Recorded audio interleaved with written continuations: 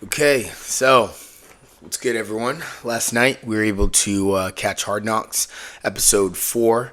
As you can see behind me, I just finished rewatching it, so I made sure that I had all the notes and things that I wanted to talk about on this episode. This episode was fairly shorter than some of the other ones and pretty much recapped everything that we saw in episode 1, 2, and 3 while giving us a little bit of taste about what's coming in the next episode. But for the most part, most of the people are signed, the negotiations have happened, trades have happened, and all we're waiting for is the draft. We already know what the outcome of the draft is. We know what players we went out and got through Tyler Nubin, through Theo Johnson, Malik Neighbors. So we pretty much know how episode 4 is going to go. Just probably some inside conversations, probably see some dap ups, some clap ups, and the Giants just excited about getting the players that they wanted to get at 6th. And that's what we're talking about here. This episode was great in the sense that it was coming up to the draft, and anybody who plays fantasy knows how much hard work and preparation you put to be able to get a list of players that you want to draft when it becomes your turn. Everyone's given their random selection, and then you get time on the board, and then you have to make your pick. But through all that process, you plan to draft this one player, you plan to grab this player for your fantasy, and someone ahead of you in line takes that player. And you have to be ready for all types of scenarios. So I thought it was just really awesome to see just the war room. If I get a chance in life, and I will get this chance, I definitely will be in that New York Giants war room. I just want to see it. The war room, I believe it's about 2 years old. I think they had just built it recently. And the inside of it just looks like, a commander station. Feels like you're just, running one of the largest spaceships across the universe, and you just have everything you need. The screens, the details, the information that is just directly in front of you on a huge screen. That's what you need. That's what you have to be able to draft and choose your players properly. So super hyped that we got a lot of just footage inside of the Giants war room, their draft room, and just being able to see how they put their minds together, how they come together, and just communicate to be able to make the best selections possible that they can. Some of the other things that I love that the episode touched on was the fact that Daniel Jones is our QB. Daniel Jones is the QB of this season, 2024 into 2025, and that's not a discussion. As Joe Shane said in the beginning of the episode, they really, they were honest with him. They were honest and forthright in the sense that they told Daniel, hey, we might draft a quarterback. Don't feel any type of way if you come to the cafeteria and you see the quarterback sitting, just jiving with the wide receivers, just dapping it up with the linemen. Don't feel no type of way, because this is what we need to do for the team. You've missed, Joe Shane said it himself, that Daniel has missed 17 games in the last 2 years that he's been there at GM. ACL and neck injuries. 17 games you've missed as the starting QB. That's something that just can't happen. So for them to be thinking ahead, for them to take the information that they've had in the past, of course, it's most necessary that they find a backup quarterback that can help take the helm, take the baton if DJ does happen to go down. But that's not what the initial intentions for the Giants are. They made it perfectly clear that they want DJ, that DJ is going to be their choice. DJ is the quarterback for the New York Giants. But we also have to have players behind, which is why we went and got Drew Lock, which is why we went and kept, Tommy DeVito. Because we're going to need these people just in case something happens. And so it was nice to see that they let him know that. And, today is training camp. I should have started the episode with that. Shout out the New York Giants. Training camp starts this week in pads. Well, not fully padded, but we have helmets out there. And pretty excited to, see the boys on the grass as they're going out there, getting in their respective offensive and defensive and special teams areas as they continue to work on some development, and they continue to work with the team on just becoming better and getting ready for week one. So it's super, super exciting to see that training camp has started. And from the videos that we saw with Hard Knocks and the videos that I saw today with training camp, I mean, Daniel Jones looks good. As far as the legs are concerned, I don't see any problems with his movement. As far as his neck is concerned, he looked like he was throwing the ball without any type of strain. He was skating the field. He was rolling out. And I really think that, he's healed. I really think that the Giants medical staff really did a great job getting him back to current, getting him back to be ready for this week one. And, Daniel looked good. So, just like, the team, if this is the choice, this is who they believe is the quarterback for this season, then I'm riding with it. I mean, there's no point in giving Daniel shit until maybe about week 5 if he doesn't produce. And then, let it all rain down. I don't care. He'll be out of there. But, I really do think that this year he's going to bounce back. He got the new lineman. And, in training camp, there's always something going on with the New York Giants and our linemen. Jermaine Illuminor seems to have taken a shoulder to the gut. I don't know if it was an oblique. I'm not necessarily sure exactly what it was. I'm not going to speculate. I'm hoping that it was nothing. I'm hoping he just, got the wind knocked out of him, possibly by going up against Sexy Dexy. I mean, that's what he's going to do. That's what we pay him to do. We pay him the big bucks to put linemen on their ass. And that's what, Sexy Dexy's doing. Don't do it to our own lineman, Dex. But to everybody else out there, go ahead and give him a nice little shoulder gut punch. I would love that. I would love that for sure. Take out a couple of the linemen. But Jermaine Illuminor and Runyon coming in, these are new linemen that we brought in so that we can boost up this offensive line.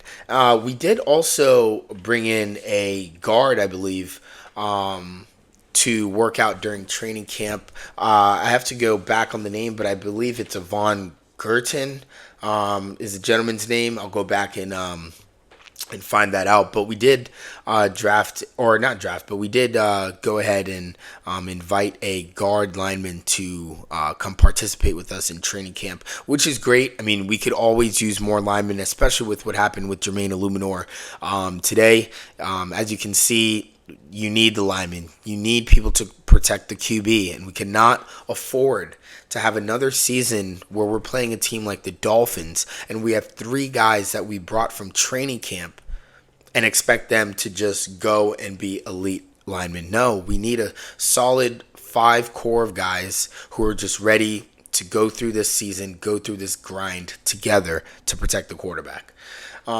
So, we'll find out some more news on Jermaine Illuminor. Like I said, hopefully it's nothing major and it's just something slight. But as far as the training camp today, I think I saw something where Daniel went, I believe it was 12 for 17. It was raining a little bit previously.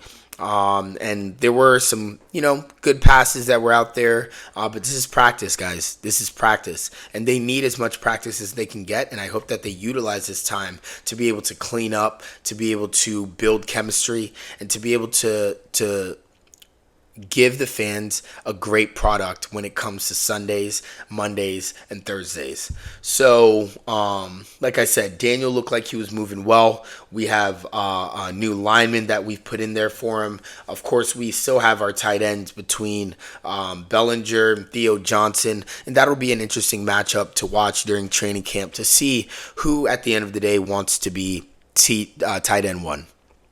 I mean, we lost Darren Waller, unfortunately, and he's going to go off and, do some great things outside of football. But right now, the focus is who's going to step up. We've had, Bellinger here for a few years, and Bellinger's great. I mean, he's great more so, in my opinion, as a blocking tight end than a receiving tight end. Blocking, he's solid. He's great on the run block. He's great in the protection. And, I don't know if we're going to have 2 tight ends on the field for some of these plays, but I do know when it comes to blocking and things of that nature, I like Bellinger.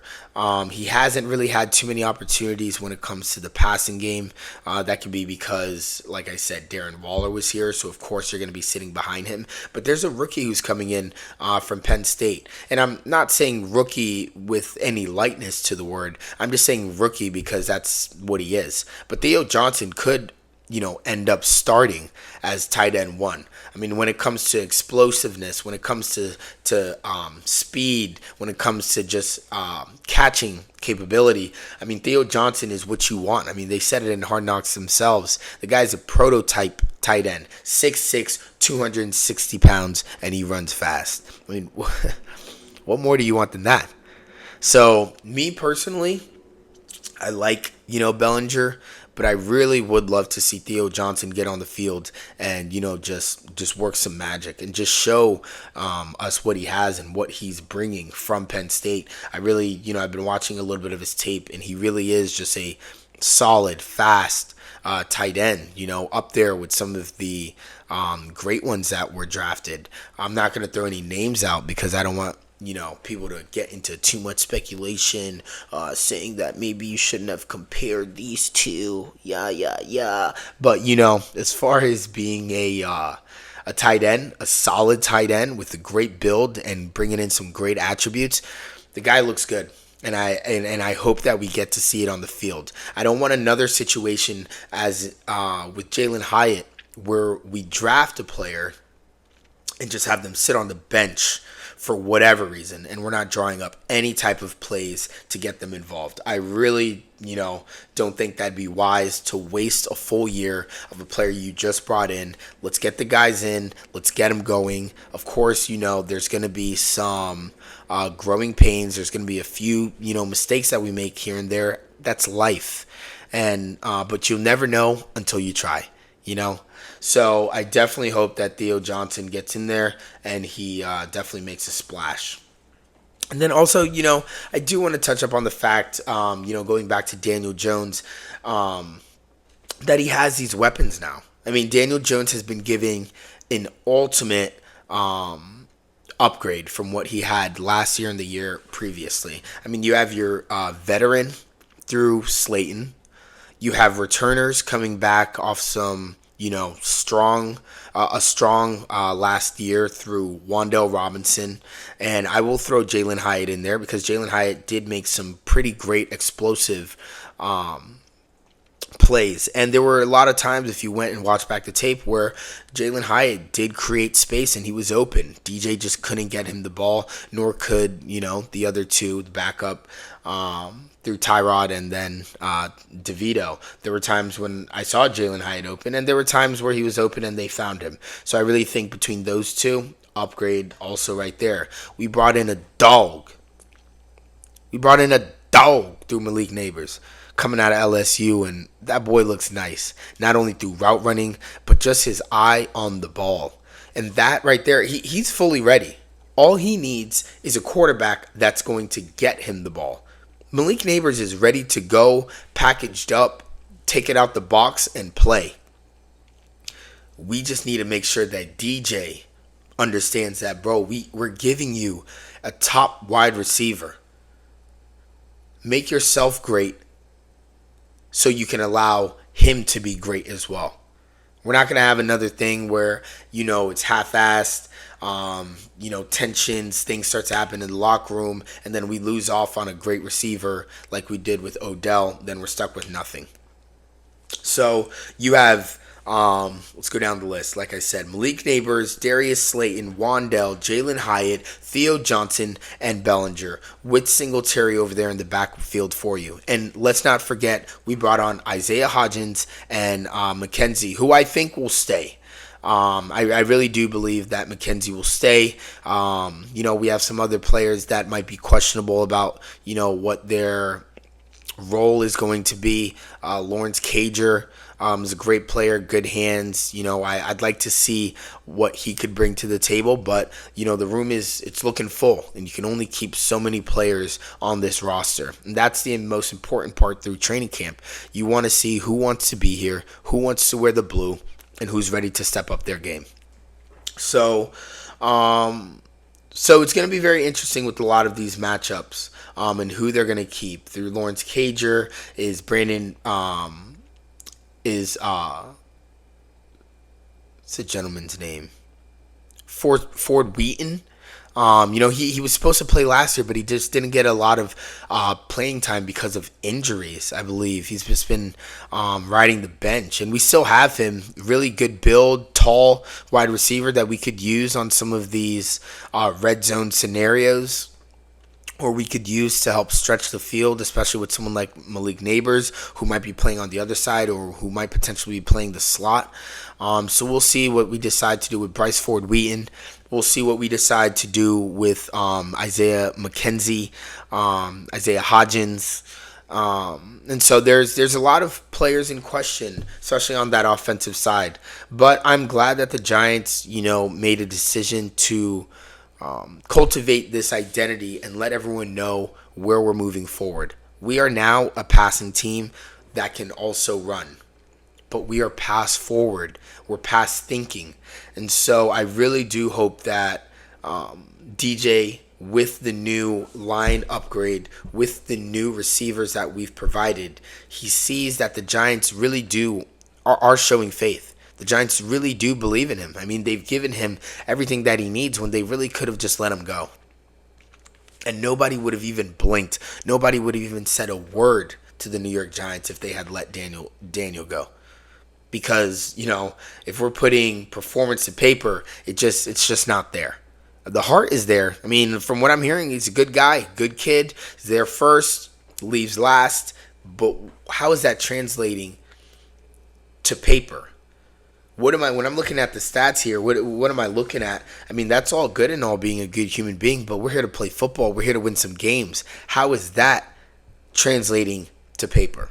And so that's something that Daniel's going to have to improve on. But, QBs, they come and go. I was glad that they put a list of the last few QBs that had gotten drafted in the last 10 years, and we were able to see how many of them really did anything coming out of there. I mean, you have Patrick Mahomes, you have Lamar, Joe Burrow, who went to the Super Bowl, coming in. You have a few, but then you have some people, Mariota. You have some Bortles. You have Trubisky. You have who else? Winston, Mayfield, Johnny Football. You have a lot of QBs that have come in. Deshaun Watson. You have a lot of QBs who have come in and they've done close to zero zilch goose egg. At least Daniel's been to the playoffs and won a playoff game. Okay? Let's start there. At least Daniel has been to the playoffs and won a playoff game. 2022, if you need to go check. But as far as some of these other QBs, as far as some of these other teams that are acting like their QB has done anything, come on now. Come on now. They haven't. And so we're going to give Daniel another chance. I mean, the contract is structured in a way where we can get out of this. We can get out of this situation after 2 years and be just fine. And so that's where we need to focus on, is that just because it looked one way last year doesn't mean it's going to look again like that this year. So it was a very good episode. I did love the fact that they plugged in Eli and mentioned that 20 years ago we traded for Rivers to get Eli. And, Eli won us 2 Super Bowls. He's a 2-time Super Bowl MVP, and for great reason. He beat the great Tom Brady to win those championships. And he did it with class, did it with style, and he did it without any flashy weapons. I mean, just went out there and balled with the team that he had, with, everyone believing in Eli and just riding together with the Giants. I mean, we had a great defense that year, which helped too, and we had some players who made extraordinary plays. David Tyree, Mario Manningham, Hakeem Nicks, just some great ballers that we played with to help us, go over that hump. Shout out Jeremy Shockey. And so, One last thing I will say about the episode, a great episode, and I also just want to say, listen, Joe Shane, I saw that you were in the office, talking to your kids, asking them to choose. If you're looking for people to give you advice when it comes to drafting, when it comes to decisions with the New York Giants, it's okay to ask your kids for fun. I get that. But go ahead and contact me. Go ahead and reach me. Okay? You can reach me through the comments here on YouTube. You can reach me through a DM on Instagram. Check me out on TikTok. Hit me up on X. If you want my line directly, do not hesitate. But I got some ideas that could be cooking up for the next couple years, as we continue to chase for success and build greatness. So please, hit my line. You don't have to ask the kiddos all the time. Let them be kids. Let them play. Let me adult with you. Let me do this with you, okay? Because your job is on the line, but my life is on the line. All right? That's what you coaches need to know. Your job might be on the line, but my life is on the line for these games, okay? And speaking of life on the line, I thought I was done talking about Saquon, but Saquon can't keep the Giants out of his mouth. You're talking about these players, the Eagles, these players, they bleed this. They live for this. Like the Giants, the franchise that's a larger franchise than the Eagles, the one where the fan base puts in more time and bread, I believe 1.4 billion more. We don't bleed for this. We don't stay loyal year after year after year. Through the pains that we've gone through, we're not bleeding for this. See, man, this is exactly why the jersey was burned. This is exactly why he's an op now. This is exactly why we don't need to feel sorry about Saquon. Good kid, all that. I don't care. I don't care what them coaches were talking about. Carmen Brasillo went over there to go say what's up. I let that slide because, he's just coming from another team. Maybe he's networking. But I didn't see any of our team or any of our coaches heading over there to go dap him up. And I love that. Stay over there. Stay on that side. When we start having a winning record, when problems start occurring over there in Philly, when those fans turn on you, I don't want to hear it. I really don't. But the fact that you would call out or make some slight as if the Giant fan base isn't loyal or determined or that we don't bleed blue, man, I'm tempted to show. Come on, man. Come on. Well, anyways, that was the episode. That was the pod. Great episode. If you guys haven't checked it out, go ahead and check out Hard Knocks off season with the New York Giants. I believe we have one more episode coming next week. But for now, got some more videos that are going to be dropping as we get information from training camp, as we continue to get into the season, as preseason starts to come. We just have more material that we can talk about when it comes to the New York Giants. So appreciate you guys for tuning in. Continue to tune in, like, subscribe, give me some comments. If there's anything that you think I could do better, anything that you'd love to see or hear, just let me know, man. We're going to be ramping this up so we can give our thoughts, so we can all just have a little place to where we can talk about the Giants and also talk about some other things as the season continues to move forward. So just want to say thanks and hope you guys have a great day. All right? Peace.